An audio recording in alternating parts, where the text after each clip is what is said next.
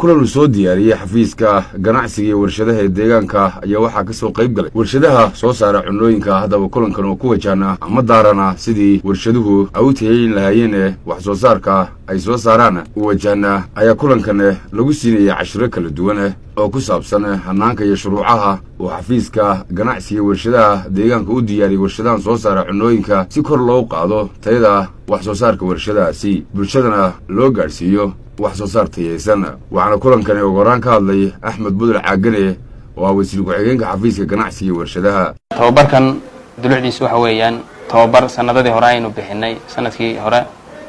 oo anagoo la kaashanayna hay'adii controlka tayada wax soo saarka dalka aynu siinay warshadaha kala duwan ee deegaanka marka tii inaynu sii xoojino isla markaana warshadiiba aynu lahaad ka saarno warshadaha soo saara cunooyinka iyo wixii la halmaala maxaa looga baahan yahay warshad walba shuruudaha looga baahan yahay iyo qaabkay wax u sixi lahaayeen si iyagana waxa ay soo saarayaan wax qiimo leh oo ugu noqdo bulshada ay wax u soo saarayaanna caafimaadkooda waxa uu dhimin isla markaana haddii ay suurtagal tahay uu siyaadiyo marka arintaasi waa arin warshadleydana dan oo ah shacabka deegaankana dan oo ah annagana mas'uuliyad ay naga saaran tahay inaynu ilaalino tayadeeda annagoo laamihii ay khuseysay la kaashanayno saadaradeed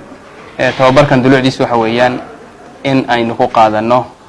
wax soo saarka warshadahana nooga baahan yahay tayadoodu maxay tahay inay noqoto. haddaba intii kulankan lagu jiray ayaa waxaa goobtaasi abaalmarino kala duwan lagu siiyey warshadihii iyagu dadaalka u galay sidii ay u tayeyn lahaayeen wax soo saarka warshadooga islamarkaana xidhiidhka badan la sameynayay ama la shaqeeya xafiiska ganacsiga warshadaha si ay u helaan dhiirigelin kala duwan. ugu dambeynna waxaan wax ka weydiinay ahmiyadda kulankan iyo qorshayaasha kaga aadan xafiiska ganacsiga warshadaha agaasinka qaybta warshadaha ee xafiiska ganacsiga warshadaha ee deegaanka injineer Maxamed Axmed Tiimo Weyne. soo imaaday satarkan sanadii hore markaana ahmiyad weyn xagga xukuumadda kama lahayn hadda laakiin inta soo dalka imaaday satarkan warshadaha ahmiyad gaar ah baa la siinayaa bilow baa jira bilowgaas aan rajeynaa inaan si markaana kor u sii qaadno oo isbedelka markaana deegaanka dhacay dalka dhacay bay ka mid tahay in tababarada maanta markaana dadkii warshadaha la isku yeero awoodooda kor loo soo qaado waxaan kaloo rajeynaa tababaro ku xigeen siino oo sidii warshada u maamuli lahaayeen technical support inaan siino qaabka warshada u maamuli lahaayeen qaabkii maaliyadooda u maamuli lahaayeen qaabkii wax soo saarkooda kordhin lahaayeen tababaro kale aan siin doonaa noo qorshaysan inaan sanadkan fulino tayada kaliya maaha productivity-ga ama sida markaana wax soo saarkooda u badan lahaa qarashka ka baxaan u yaraan lahaa waan rajeynaa inaan ka tababar doono warshadaha. ugu dambeynna xubnihii iyagu kulankani ka soo qayb galay oo dareenkooda la wadaagnay wax soo saarka kala duwan ay ku hawlan yihiin iyo siday u arkaan kulamadan kor loogu qaadayo tayeynta warshadaha waxa ka mid ah hadalladoodii. marka waxa weeyaan standard baa loo sameeyaa waxa markaa la doonayaa wax maaragtay investorkii xaqiisi waa la ilaalinaya oo waxa weeyaan ma garanaysaa wixii uu soo keenay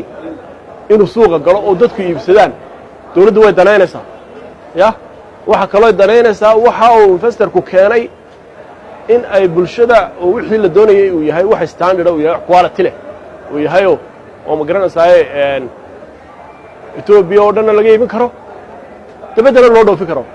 isku soo waduba tani intii la helay isbedelkan ka jira deegaanka Soomaalida ayaa waxay soo tarayaa bulshada qaybeeda kala duwan iyo ganacsatada markaasi uu ku dhiiranaya sida ay wax soo saar kala duwan u sameyn lahayn gaar ahaan warshadaha oo ku soo badanaya deegaanka Soomaalida.